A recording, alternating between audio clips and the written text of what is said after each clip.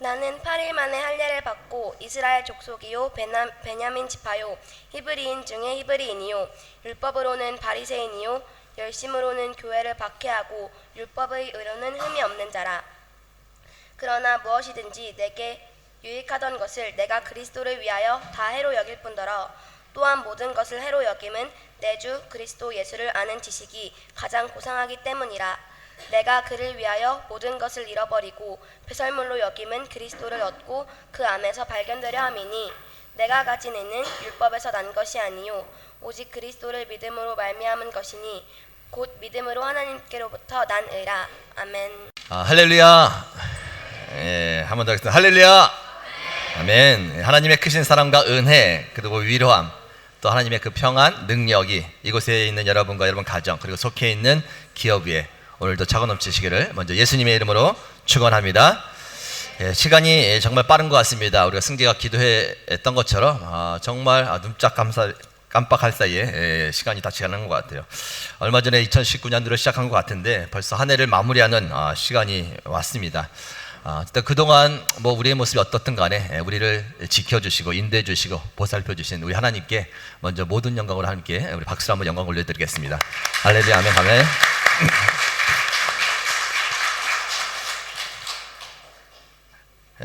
아울러 갑작스럽게 제가 이런 소식을 전해드려서 진짜 좀 죄송한데요. 어차피 결정된 일이라 오늘 말씀드리는 게 좋은 것 같습니다. 운영위원들에게도 미처 말씀드리지 못했는데 너무 아쉽고 슬프네요. 저에게 있어 오늘이 여러분과 함께 드리는 마지막 예배가 될 것 같습니다. 그동안 잘 따라주시고 또 잘 섬겨주셔서 진심으로 감사드립니다. 그리고 교회를 위해서 수고해 주신 모든 분들께 진심으로 감사드립니다. 아쉽지만 오늘이 마지막 예배입니다. 2019년도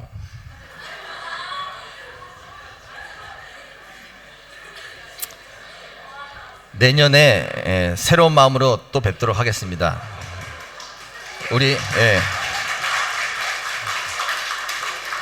우리 옆 사람과 함께 인사하며 이렇게 인사합시다. 그동안 즐거웠습니다. 내년에 또 뵙겠습니다.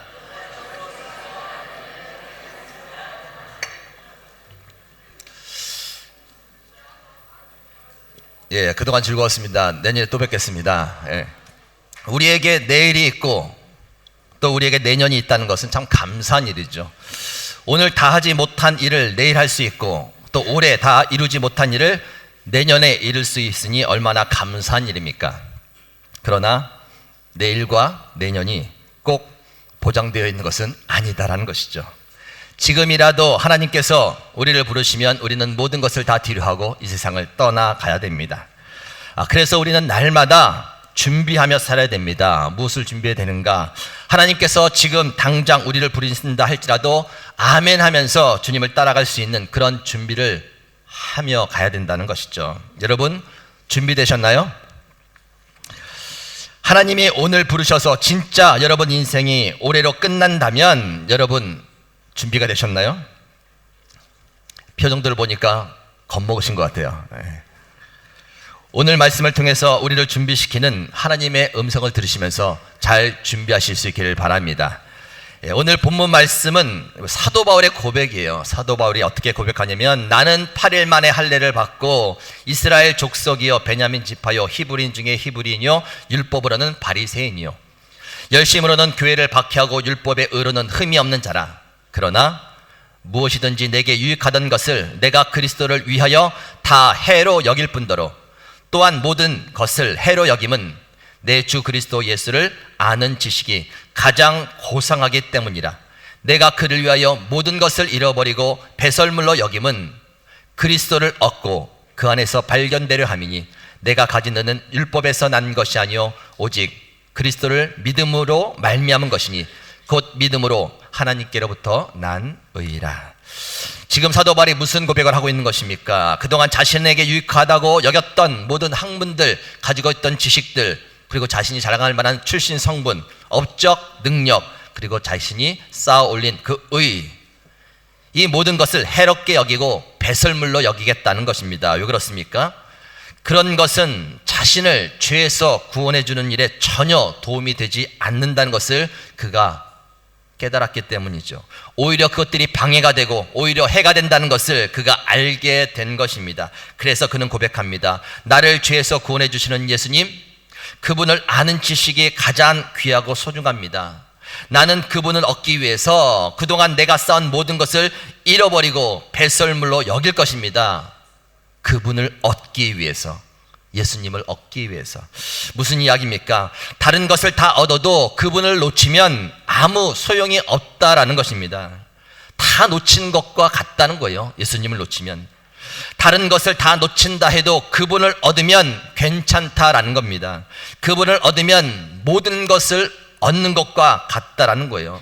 한마디로 말해서 사도 바울에 있어서 예수님은 그 인생의 전부라는 겁니다. 전부. 여러분도 그렇게 생각하십니까? 예수님을? 예수 그리스도를 아는 지식이 가장 귀하고 소중하다고 생각하십니까? 예수 그리스도를 얻는 것이 가장 가치 있는 일이라고 생각하십니까? 이 세상에 그 어떤 것을 다 잃어버려도, 잃는다 해도 예수님만 얻으면 전부를 얻는 것이라고 그렇게 생각하고 계십니까? 여러분들의 표정을 보니 좀 걱정이 되네요.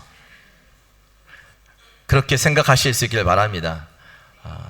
마태복음 19장에 보면 부자 청년의 이야기가 나옵니다. 누구 보면은 부자 관리라고 나오는데, 예수님께 그 청년이 찾아와서 영생에 대한 질문을 합니다. 어떻게 하여야 영생을 얻습니까?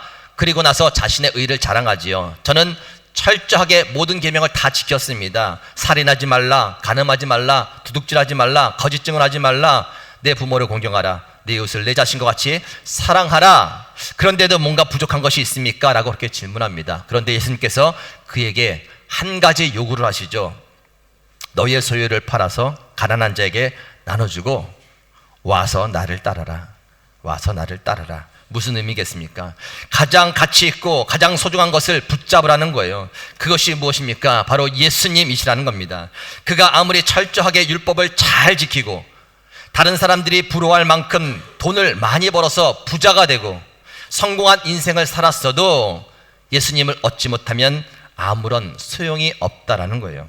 역으로 말하면 비록 완벽히 율법을 지키지 못하고 남들이 부러워할 만큼 경제적으로 부유하지 못하고 다른 사람들과 비교해 조금은 덜 성공한, 아니 마치 실패한 것처럼 보이는 인생을 살았어도 예수님만 얻으면 전혀 문제될 것이 없다라는 것입니다. 왜요? 예수님이 전부이시니까. 부자 청년은 예수님의 요구하심을 듣고 어떻게 됐는가? 얼굴에 근심빛이 가득해졌습니다. 그리고 그냥 집으로 돌아갔어요. 무엇을 말하는 것입니까? 그에게 있어서 예수님이 전부가 아닌 것이죠. 예수님의 가치를 아직도 모르고 있는 것입니다. 우리가 엊그저께 성탄절을 맞이했고 그 전에 4주 동안 대림절 가운데 예수님은 누구신가에 대해서 한번 깊이 정리를 해봤습니다. 길이시고 진리시고 생명이시고 그리스도이시고 우리를 죄에서 구원해 주실 분이시고 그분만이 자격이 있는 분이시죠. 그의 인생, 그 부자 청년의 인생에 있어서 예수님의 가치를 모르는 것이죠. 그가 무엇을 붙잡고 살아야 되는지 아직도 모르는 거예요. 율법의 행위를 통해서 쌓은 자기의 의, 다른 사람들이 부러워할 만큼 소유하고 있는 자신의 재산, 그것이 그에게 있어서 전부인 거예요. 전부. 그것을 놓으면 전부를 놓친다고 그렇게 생각한 것입니다. 그러니 얼굴에 근심빛이 가득해서 돌아가는 것이죠. 자신이 지금 무엇을 놓치고 무엇을 놓쳤는지 알지도 못한 채 그냥 어리석게 돌아서 가는 겁니다. 한마디로 말해서 실패한 인생이 되고 말았다는 것이죠. 여러분, 어떻게 완벽하게 율법을 다 지킬 수 있는 사람이 있습니까? 그런데 성경은 이렇게 이야기합니다. 로마서 13장 1절, 사랑은 율법의 완성이니라. 하나님을 사랑하고 이웃을 사랑하는 것. 수많은 율법들이 있는데 그 사랑을 완벽히 행하면 율법을 완성하는 거예요. 그런데 이 땅에 누가 그것들을 완성하겠습니까? 로마서 10장 4절, 그리스도는 모든 믿는 자에게 의를 이루게 하여 율법의 마침이 되시니라. 율법의 마침. 사랑을 통해서 완벽하게 율법이 완성되는데 그것을 누가 완벽하게 지키셨는가? 예수님이란 거예요. 예수님이 율법의 마침이 됨으로 말미암아 다 지키셨다라는 것입니다. 비록 우리가 율법을 다 지키지 못하고 행함으로 부족한 것이 많지만 그 율법을 완벽하게 지켜서 율법의 마침 되신 예수님을 얻으면 마치 우리가 율법을 다 지킨 것처럼 그 일을 얻게 된다는 거예요. 다 얻게 되는 겁니다. 세상의 지식과 지혜 뒤로 한들 뒤로 하면 모든 것을 잃어버린 것 같지만 골로새서 2장 3절에는 그렇게 말합니다. 그 안에는 지혜와 지식의 모든 보화가 감추어져 있느니라. 그 안에는 지혜와 지식의 모든 보화가 감춰져 있느니라. 사도 바울이 모든 것들을 배설물로 여겼지만, 그래서 모든 것들을 다 잃어버린 것 같았지만 그 안에, 예수님 안에 감춰 있는 모든 지혜와 지식, 그 보화를 발견한 거예요. 잃은 것 같지만 예수님 얻으면 다 얻는 거예요. 생명도 마찬가지입니다. 자기의 생명을 구하고자 예수님을 부인하고 버리면 결국 그 생명까지도 잃어버리는 거예요. 그러나 그 생명보다 예수님을 더 소중히 여기며 예수님을 끝까지 붙잡고 있으면 주께서 주실 그 영원한 생명을 얻게 된다는 겁니다. 예수님이 전부이십니다. 우리 옆에 분에게 함께 교배합시다. 예수님의 전부이십니다. 여러분, 1년 동안 열심히 살아오면서 무엇을 얻으셨나요? 또 무엇을 잃으셨나요? 많은 것을 얻으셨다 해도 예수님을 놓치고 있다면 그것은 실패한 것입니다. 혹 많은 것을 잃으셨다 해도 예수님을 놓치지 않고 계속해서 그 예수님을 붙잡고 계시다면 성공하고 계시는 거예요. 올 한 해뿐 아니라 우리의 인생 전체가 그렇습니다. 아무리 세상에 부러워할 만큼 많은 것을 얻어도 그 인생 마지막에 예수님이 없으면 그 인생은 실패한 것이요 허무한 겁니다. 사랑하는 학생들, 공부 열심히 했나요? 공부를 열심히 해서 남들 부러울 만한 대학에 들어가고 수많은 돈을 벌어도 여러분 인생에 예수님이 없다면 그 인생은 실패한 인생인 거예요. 예수님을 절대 놓쳐서는 안 된다는 겁니다. 아무리 인생이 힘들고 인생이 어렵고 부족해도 그 인생 마지막에 예수님과 함께 한다면 그 인생은 성공한 인생이에요. 복된 인생입니다. 다 잃은 것 같지만 전부를 갖고 있기 때문입니다. 누가복음 23장 39절에서 43절, 예수님이 십자가에서 못 박히실 때 양옆에 달린 두 강도의 이야기를 우리에게 가르쳐 줍니다. 달린 행악자 중 하나는 비방하여 이르되 네가 그리스도가 아니냐? 너와 우리를 구원하라 하되, 하나는 그 사람을 꾸짖어 이르되 네가 동일한 정죄를 받고서도 하나님을 두려워하지 않느냐? 우리는 우리가 행한 일에 상당한 보응을 받는 것이니 이에 당연하거니와 이 사람이 행한 것은 옳지 않은 것이 없느니라 하고 이르되 예수여 당신의 나라에 임하실 때에 나를 기억하소서 하니 예수께서 이르시되 내가 진실로 내게 이르노니 오늘 네가 나와 함께 낙원에 있으리라 하시니라. 한 사람은 예수님을 비방하며 조롱했습니다. 네가 그리스도면 나 좀 구원해 줘봐 라고 막 비방을 한 거예요. 인생 최대의 실수죠. 기회를 놓친 겁니다. 제대로 인생을 마무리할 그 기회를 놓치고 만 겁니다. 그러나 한 사람은 달랐습니다. 물론 그 한 사람도 인생을 살펴보면 잘못된 인생을 살한 것이죠. 어떤 마음의 상처가 있었는지 알지는 못하겠지만 늘 마음의 원망과 불평성에서 다른 사람들의 것을 빼앗고 강도짓하면서 살았던 사람입니다. 그 인생은 누가 봐도 실패한 인생이었습니다. 그런데 그 인생 마지막에 그는 예수님을 만납니다. 그리고 자신의 죄를 회개하며 예수님을 붙잡습니다. 결국 그는 예수님과 함께 천국에 들어가게 됩니다. 실패한 인생에서 성공한 인생으로 바뀌게 된 것입니다. 저주의 인생에서 복된 인생으로 대반전이 일어나게 되었다라는 것입니다. 누구 때문에요? 예수님 때문에. 인생 마지막에 붙잡은 그 예수님 때문에 빗잠했던 그의 인생은 아름답고 복된 인생으로 바뀌게 되었다라는 것입니다.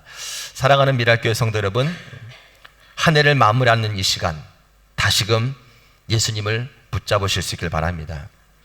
여러분의 지나온 한 해가 풍성하고 기쁘고 무엇인가 많이 이뤘다 할지라도 지금 여러분이 예수님을 놓치고 계시면 여러분의 한 해는 실패한 한 해로 마무리가 될 것입니다.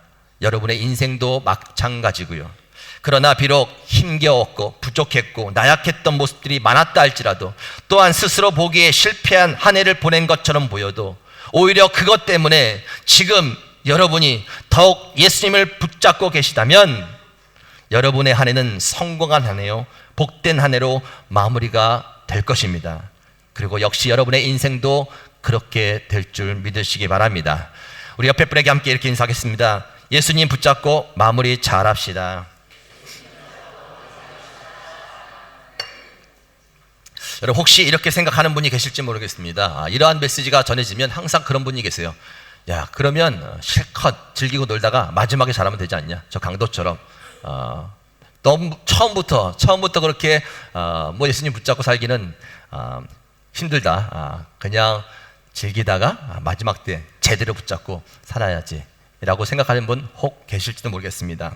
그런데 문제는 무엇인가? 그 마지막이 언제인지 모른다는 것이죠. 오늘 우리가 찬송가 430장을 불렀는데 한 걸음 한 걸음입니다. 한 걸음 한 걸음 주 예수와 함께 날마다 우리가 걸어가리, 동행하는 겁니다. 주님과 함께 동행하는 것, 한 걸음 한 걸음 주님과 함께 붙잡고 살아가는 것. 그래서 오늘 오셔도 준비가 되고 내일 주님이 오셔도 준비가 되는 그러한 모습으로 살아가실 수 있기를 바랍니다. 주님이 전부예요. 주님을 놓치면 다 놓치는 겁니다. 혹 다 놓쳤다 해도 주님을 붙잡고 있으면 전부를 붙잡고 있는 거예요. 그 주님과 함께 2019년도 잘 마무리하실 수 있길 바랍니다. 그리고 다가오는 2020년도 오늘 찬양의 가사처럼 놓치지 않고 한 걸음 한 걸음 날마다 주님과 동행하며 사실 수 있길 바랍니다. 옛 선지자 에녹처럼 하나님께서 됐다고 부르실 때에 그렇게 주님과 동행하다가 부름 받으실 수 있기를 바랍니다. 예배 후에 성찬식이 있을 겁니다. 이 성찬식이 주님과 함께 마무리하는 시간이 되시기 바랍니다. 그리고 새롭게 다시 한번 결단하시고 한 걸음씩 주님과 함께 동행하며 걸어가는 2020년 한 해를 계획하며 결단하는 시간으로 삼으실 수 있기를 바랍니다. 그 걸음 가운데 하나님의 특별한 은혜와 능력과 평강과 기쁨이 넘치는 여러분의 인생이 되시기를 예수님의 이름으로 축원합니다. 하나님 감사합니다. 무엇보다도 2019년도를 주님과 함께 마무리할 수 있도록 말씀을 통해 은혜 주셔서 감사를 드립니다. 뿐만 아니라 다시 한번 주님과 함께 한 걸음씩 날마다 동행하기로 결단하며 2020년도를 맞이할 수 있는 준비를 해주셔서 감사를 드립니다. 이것이 2020년도를 준비하는 준비일 뿐만 아니라 주님께서 오늘 부르시던 내일 부르시던 날마다 주님과 동행하는 가운데 아멘으로 준비되어 있는 저희들 모습 되도록 인도하여 주옵소서. 세상에 잃은 것 많지만 주님만 붙잡고 있으면 전부를 얻는 것인 줄 믿습니다. 그 고백 가운데 다시 한번 위로하여 주시고 힘을 주시고 힘있게 전진하여 나갈 수 있는 저희들 다 되도록 인도하여 주옵소서. 그러한 미랄교회 되게 하시고 속해 있는 모든 가정들이 그러한 가정들이요, 특별히 사랑하는 우리 자녀들이, 학생들이 하나님 예수님 놓치지 않고 전부를 붙잡고 다시 한번 2020년도 가운데 새로운 마음으로 도전할 수 있도록 인도하여 주시고 도전의 그 걸음 가운데에서 지혜와 총명과 또 능력을 주셔서 모든 일 감당하는 귀한 학생들 되게 하여 주시옵소서. 감사드리며 예수님의 이름으로 기도 올렵나이다. 아멘.